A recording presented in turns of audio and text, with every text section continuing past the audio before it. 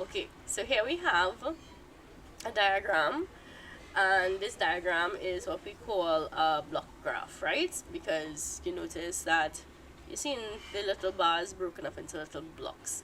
So they're saying that the diagram below shows the favorite subjects of the students in class 4. They say that each box represents a student, and each student can only choose one subject, right?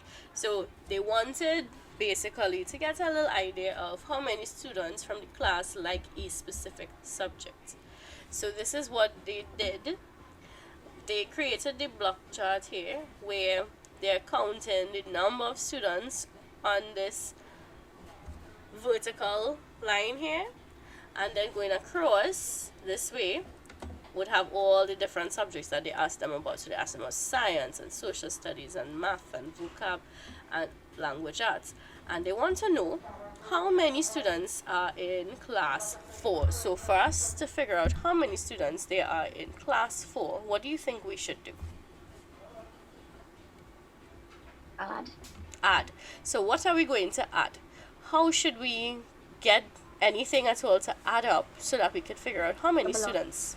Good. Let's count the blocks. So we're going to count all the blocks, and then we're going to add it up together.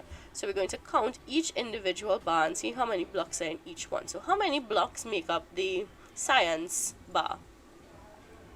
3.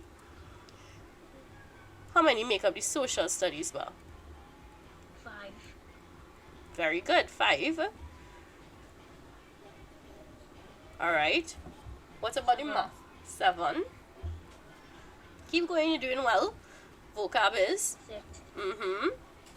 And then the language arts is? 5. 5 again. So now if we want to know how many students are in class 4, you were saying we have to add. So what do you think we should be adding up?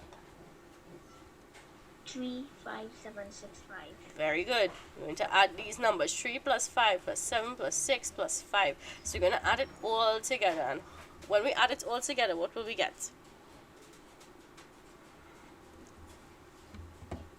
So if we add 3 and 7, 26. very good. 3 and 7 would give you 10. Then you add 5 and 5, another 10. So that's 20. And then 20 plus 6, 26. 6. Excellent. Right? So on our answer line, which would have been where this line is, we would tell them the answer is 26 students. So this question nice and easy, and statistics are real nice. Yeah. So these are the questions that usually start to come in like your section 2 and your section 3 on your SCE paper. So if you're doing pretty good with analyzing these charts, you're good to go.